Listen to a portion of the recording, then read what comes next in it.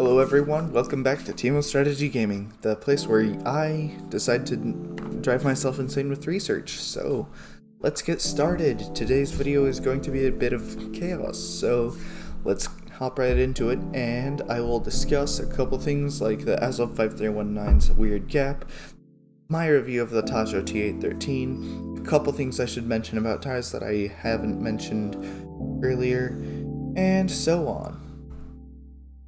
So to begin with, the Tatra T813, so far it's been pretty mediocre for me. I'm using it because I want to give it a chance. The MHS one it has is actually subpar to the MSH one it has. They both have a pretty low asphalt rating. However, the MHS one mud tire has 2 in off-road and a 2 in mud, whereas the MSH one has a 1.7 in off-road and a 3 in mud.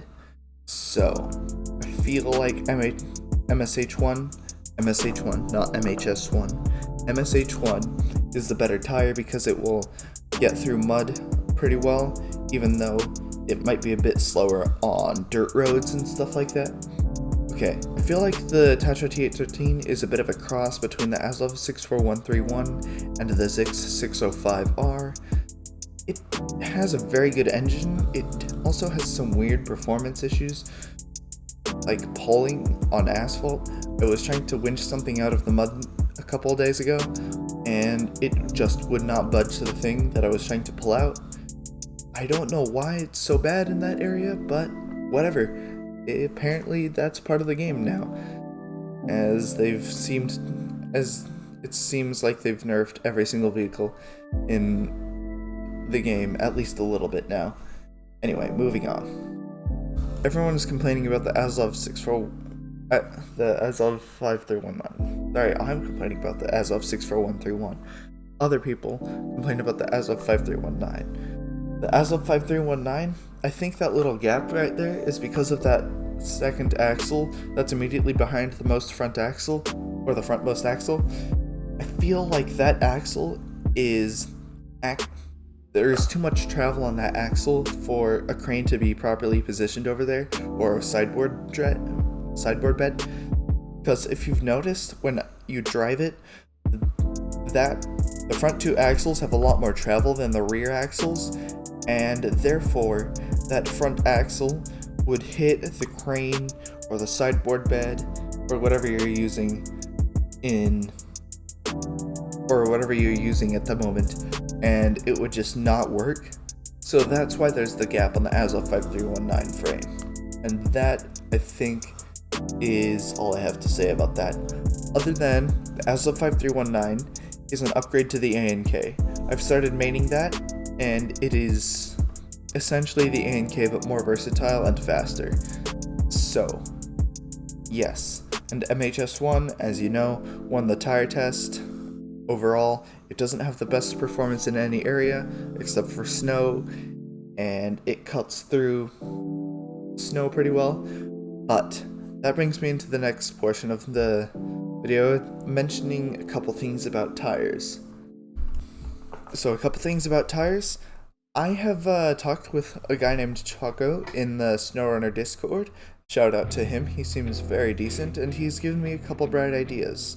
So, first of all, AMHS1, TMHS1, MHS2, and OHD1, while they may not be the best tire overall, in mud and other areas like that, they might be very effective. And so, when driving certain vehicles in different areas, you might want to have multiple tire sets for those vehicles. So for instance, the Voron Grad, if you're going through a pretty deep mud pit and you don't want to get stuck, then I suggest using MHS2s. I've created a tire sheet that shows which tires performed the best in which areas. The AMHS1 tires,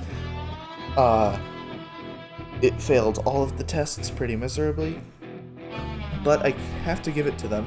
They have an incredibly high mud rating and a pretty wide hitbox, which would allow it to avoid getting stuck very quickly, and it just sort of glides over the mud, so while it is slow, it also is pretty capable as far as not getting stuck.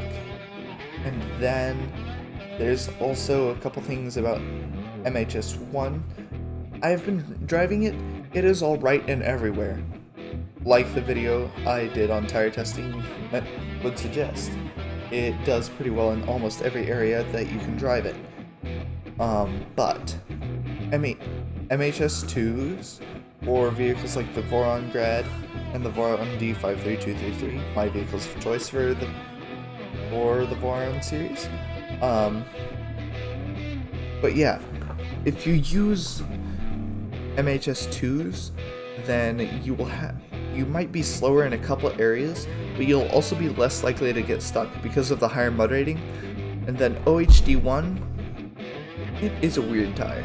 It's got a very good hitbox, and it has some weird stats. It's got a 1.9 in mud with a 3 in off-road, and I feel like the 3 in off-road is transferring over to the 1.9 in mud occasionally. It ended up first in the Bogger test, so I'm good. I guess I'm gonna use that.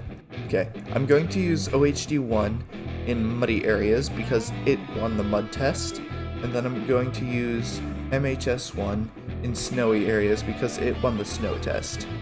And that's basically what I've decided to do.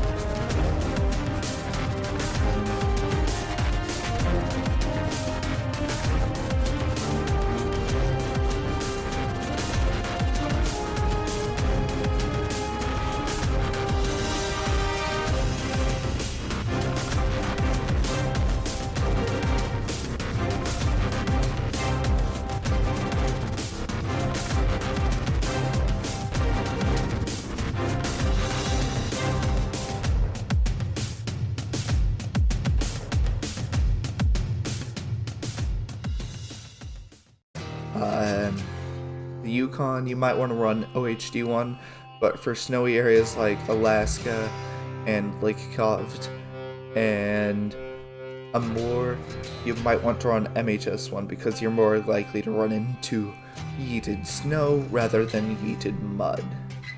Although there is that one patch in Northport that is absolutely monstrously deep and can get almost any vehicle stuck, and so I suggest using OHD1 to get the trailer out from over there. Okay, another thing I should mention. I feel like I need to figure out how to mod in order to fix the Pacific P12, the P16, the Darrell Longhorn 4520. I'm going to try and figure out how to do that, and once I do, I probably will upload a video on it, although I'm going on vacation soon, so you might not hear much from me. But anyway, I am going to be making some interesting content. I think you'll like it. I might do a couple more vlogs, because you guys seem to enjoy those. Anyway, that's about all I had to mention about that.